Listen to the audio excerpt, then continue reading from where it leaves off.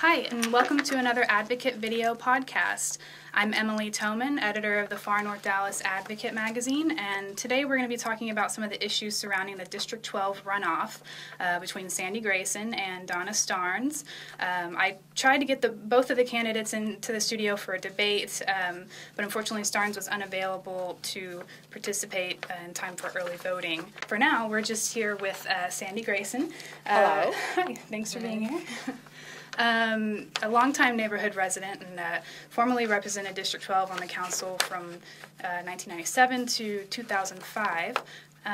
So first of all, I'll just start by asking, why run for your old seat, and was there anything in particular that spurred the decision to go for it? Well, when Ron Natinsky decided not to pursue a fourth and final term and instead run for mayor, he left an open seat.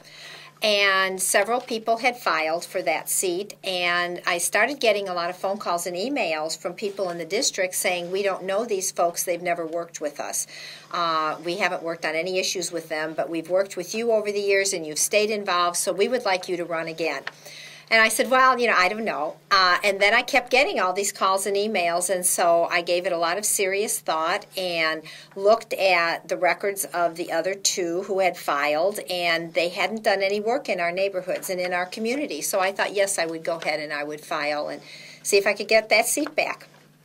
And so, one of the big issues is the budget deficit, and how are we going to? What's your strategy for helping fix the budget while preserving basic city services and things like that are so important to the community? Well, yes, we have another shortfall, and I have said that we should not increase taxes. I would not have supported increasing taxes last year, or the tax rate increase.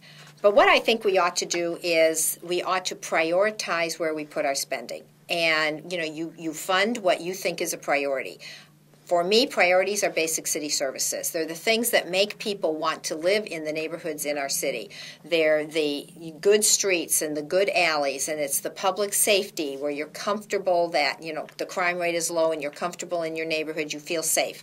So parks are maintained. Libraries and rec centers stay open. I think those are the important things that you tell the city manager when you're on the council. These are the things that you want as a priority when you start allocating funds.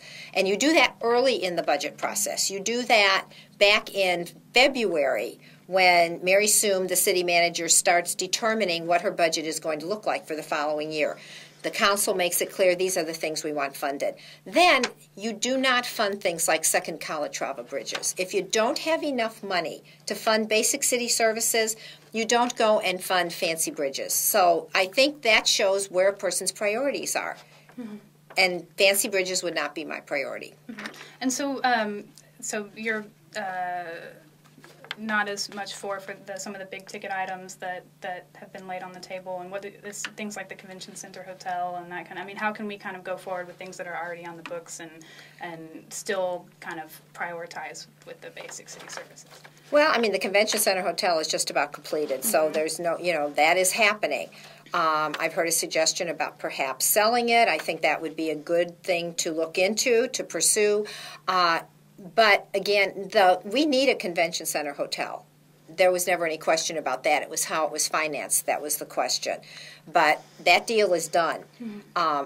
There are things that you need, yes. But I think that at a time of austerity, when we are having difficulties meeting our basic city services, that's where we ought to focus our priorities. Mm-hmm. Okay. And so I want to talk a little bit about the Cotton Belt Rail Line, mm-hmm. Something that's been controversial in Far North Dallas for many years. But you support the moving forward with the project and the public-private partnership, is that correct? I support moving forward with the so-called Natinsky plan, okay. which was a compromise plan that would, if followed, result in a win-win for mm-hmm. the neighborhoods and for the region. The region wants that commuter rail line, but those homes are 50 feet away from the rail tracks. And in the past, there had been only one or maybe two freight trains a day that went by there. But this is going to be a significant increase in train traffic if DART uses that for a commuter rail line. Trains will go by many times a day. What this plan would do is put that rail line below the surface And so to allow all our major streets that go north and south in that area and cross that rail line so the traffic doesn't get backed up, by having the trains below grade, meaning below street level, and having lots of sound barriers and landscaping to cushion the sounds, so that would be a win-win. The neighborhoods would win, the region would win. People have agreed to that plan in most respects. Not all entities have agreed to it so far, and I would work on that. Because I think if we can follow that plan, we can have a win-win situation. And so what are some of the things that people have disagreed on that, the people that you've mentioned that aren't as on board with the win-win, and what are their concerns? Well, I think it's the neighborhood's concerns is that entities that need to sign off on this plan may not have. For instance, the Regional Transportation Council, which allocates funding out in Arlington for the region, would need to hopefully agree that the provisions of this plan are the ones that they would follow. But the idea of a public-private partnership enables the money to be there to do these extra things that would make it acceptable to the neighborhoods and then make it work for the region, because DART doesn't have the money to do this line, and neither does the T have the money to do their end of the line. But if you had a public-private partnership, you could find the funds to do the plan the way that people have agreed would be a win-win. And are we still looking at a possible 2013? I know I've heard, I mean, in the DART plan, I think it's for 2030, but I know that the efforts are there by, say, Richardson and Addison and others to try and get that line up and running around 2013, 2014 timeframe. The only way that's ever going to happen is if there's a public-private partnership. And if there isn't, then it will be many, many years into the future before that line is built, because there just isn't any funding for it. Well, what are some of the effects that the rail line could have on our neighborhood in terms of spurring development along the rail at maybe some of the proposed stations and things like that? I know it's far off, but what are some of the things you see there? It's not that far off. If there's a public-private partnership, it could happen in a very short number of years from now. There would be 3 stations that I'm aware of, one closer to Coit, one closer to Preston, and one closer to the toll road, kind of by Knoll Trail. And some of those wouldn't have opportunities for redevelopment, but others might have an opportunity to have some development, maybe perhaps by the Coit station. And the idea would be that those nodes of redevelopment would be able to be used to have money that would pay back the private entity for building and maintaining the line. And that's how you would, because you can't possibly use fares alone to pay back the private entity that would build this. There wouldn't be enough money there to attract somebody to want to build, maintain, and operate that system, or at least build and maintain it. So that would be a mechanism by which money could be funded or found so that you could actually construct that rail line. But in Far North Dallas, those opportunities are limited. They're much more available along other parts of the Cotton Belt rail line, such as by Richardson or by Carrollton, or they have more opportunities. They have more vacant land. They have more opportunities. And I think out by Grapevine would have more land available to create these kinds of development opportunities than we ever would have in Far North Dallas. So in our neighborhood, it's just kind of passing through. It is. Well, that's one of the reasons why we said, there needs to be some benefit to us instead of us just being a pass-through from one place to the next place, and yet having it totally impact our homeowners who live along the tracks. Right.